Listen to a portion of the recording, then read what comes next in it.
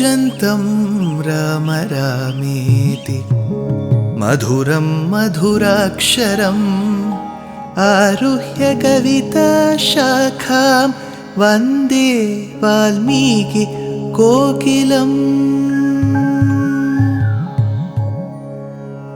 रामाय रामभद्राय रामचन्द्राय वेधसे रघुनाथाय नाथाय सीताया पतये नमः।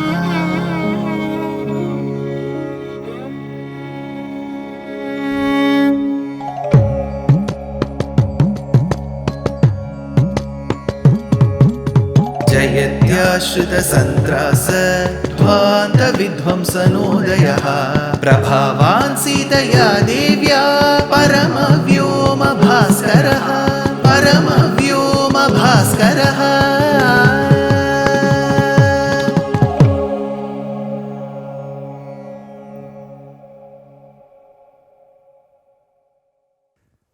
श्रीमते निगमान्त महादेशिकाय नमः। We have been witness to the love, to the brotherhood that each of them showered. In the due process, it was mentioned that Rama and Lakshmana were very attached. Bharata and Shatrughna were very attached.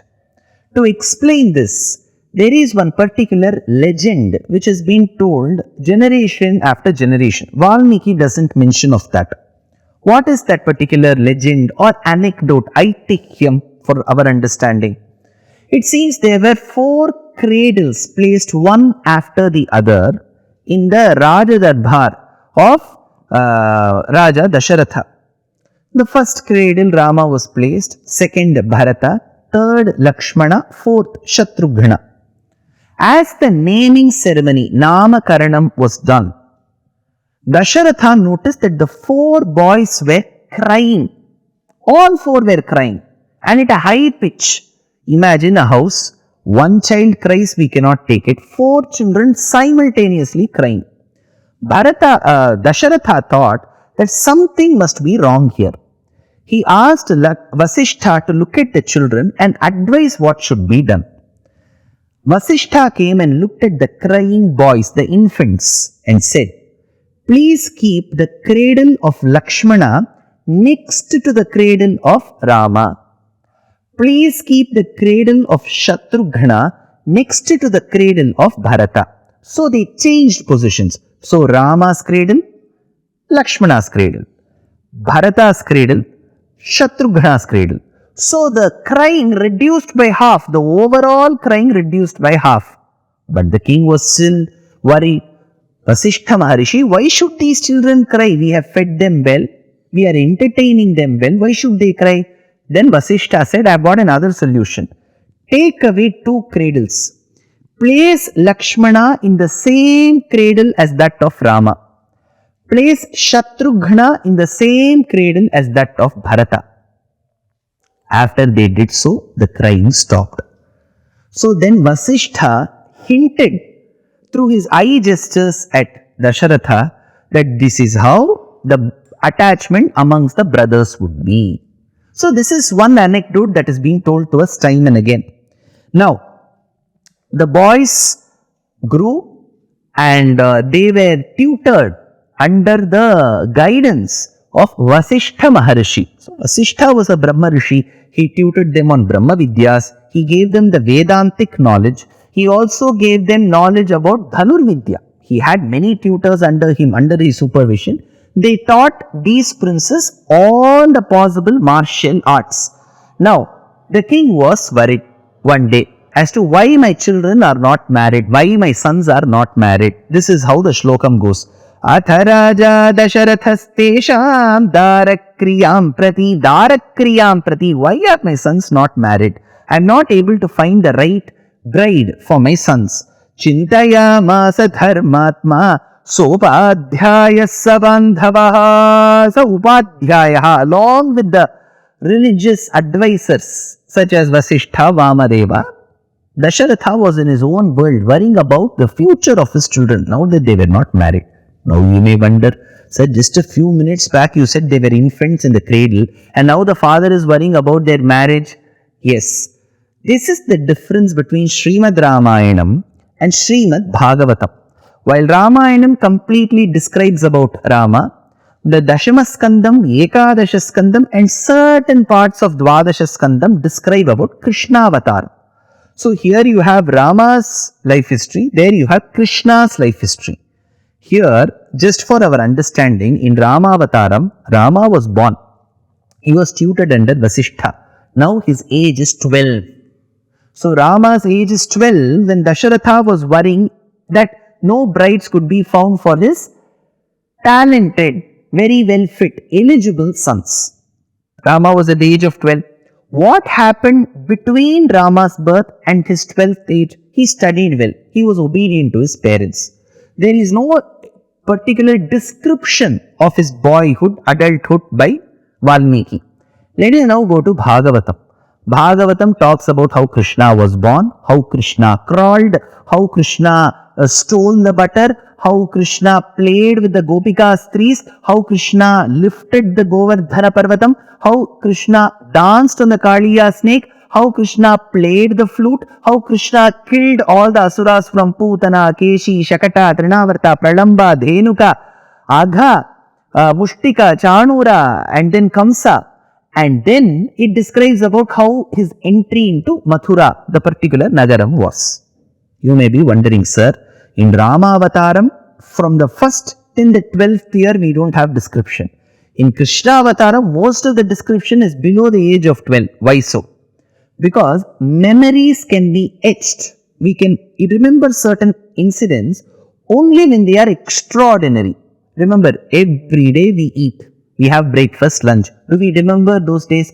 But probably the day when you may have had your favorite dish along with your favorite relatives, you will never forget that day. So you need certain description in incidents in everyday life for that to be etched in our memory. Rama's life was very normal. He listened to his guru. He listened to his guru Mata Arundhati. He listened to his father. He listened to all his mothers. He was very respectful and loving towards his brothers. He was respectful towards all the citizens. What is there to remember? He is a perfect person. So, Valmiki did not want to spend many shlokas describing Rama's boyhood. Whereas Krishna, was he like that? He was born in one city, grew up in the other city. Before the other people could come, he could break those pots. He will steal that butter. He will get himself tied to the mortar. He will lift the mountain. He will dance on a snake. Every activity of Krishna Avataram is unique. So that is why more time is allocated to the description of Krishna's boyhood and adulthood. Now let us come to Srimad Ramayanam. Rama was at the age of 12. Now, there is many debate that goes around the age of Rama and Sita in the public domain. People will say, Tulsidas ji says 6, Kamban in the Tamil tradition says 4. What is the correct age? The correct age as per Valmiki Ramayanam, Rama was at the age of 12. Sita was at the age of 6 when they married. So, we have to be very clear. Now you may ask, sir, does he explicitly state that Rama was at the age of 12? There are 4 instances where the ages are discussed. 1. Dasharatha talks to Vishwamitra about Rama's age. Unashodasha varisho me Ramo Rajivalochanaha. This is one statement. Second, Kaushalya, she rants, she laments to Rama, I have been waiting for all these years, for the last 17 years since your birth, to now see you go to the forest. That is 2. Third, after Kaushalya's ranting comes Maricha Vakyam. Maricha reprimands Ravana when the latter suggests that he should go as a gem-studded golden deer. He says, at the age of 12, Rama hit me from the Yajnavatika and I came and fell here. Ravana, don't do this mistake. 3. Fourth, to the king Ravana who came in the disguise of a Parivrajaka, an ascetic, Sita discusses about the age at which they left Ayodhya to the forest. So these 4 statements. 1. Bala Kandam. second Ayodhya Kandam, 2 in Aranya Kandam. So all these 4 statements put together, for students of mathematics, you will relish it. If X is treated as the age of Sita, Y is the variable treated as the age of Rama. Using X, Y as variables, we'll get 4 equations, and when we solve those simultaneous equations, X is 6 and Y is 12. This is our understanding. So here he says, Atha Raja Dasharatastesham Darakriyam Prati Chintayamasa Dharmatma Sopadhyayassa Bandhavaha. So he was worried, why is my son, who is at the age of 12, not married? You may be wondering. Sir, he had sons. He had Bharata, Lakshmana and Shatrughna. He should be equally worried about them. Please remember that the other sons were also of his age. The same 4 sons of Dasharatha were born on consecutive days. So they were quite the same age. So if Dasharatha is worried about Rama, it means he is also worried about the other 3 sons. I think in many mathematical solutions we say quod ergo demonstratum, which means if we have proven one statement, similar statements can be proven in a similar fashion, is what it means. So Dasharatha was very worried. At that point, when Dasharatha was worried and was consulting his strategic counselors, Vishwamitra barges into the assembly. Purvam Raja Rishir Shabdena Tapasa Dyotita Prabha Brahma Rishitvam Manupraptaha Pujyosi Bahudhamaya. Pujyosi Bahudhamaya. Dasharatha praises Vishwamitra because Vishwamitra, though he was a very powerful Rishi, he was in fact the friend to the entire world. Vishwasya Mitraha Vishwamitraha. The one who is the friend to the entire world is Vishwamitra. Very nice Maharishi, a very adept Maharishi. But he was also prone to get angry very soon. So the kings in those days used to be very careful with Vishwamitra's presence in their darbar or sabha. So he says, Purvam Raja Rishir Shabdena, you who had once been celebrated by the term Raja Rishi, then through severe austerities won the title Brahma Rishi. Tapasa Dyotita Prabhaha Brahma Rishitvam Manupraptaha. From Raja Rishi you became Brahma Rishi. We are all so blessed, just not me, the members in this court and all the citizens of Ayodhya are blessed by your presence. In fact, while describing Vishwamitra, one of the earliest transcreations to the Ramayana in the regional Indian language, we have Tamil. Kamba Ramayanam, Kamban, the poet states, it seems Dasharatha told Vishwamitra, Hey Vishwamitra, your presence is so important to us, for which Vishwamitra replied, see, I'll tell you one thing Dasharatha, if people like me who are rishis, if we have a problem, if we face a problem, we may first go to Indra. If Indra is not able to do, we may go to Brahma. If Brahma is not able to do, we may go to Shiva. If Shiva is not able to do, we may go to Kshetrabdi, where Sriman Narayana is there. If at all Sriman Narayana is also not able to do, we will come to Ayodhya and get it solved from you. What he literally means is, I am praising you, you are so powerful, do what I want. Upon listening to these words of Vishwamitra, those words which were laden and immersed in honey, Dasharatha said, whatever you desire, I will do it.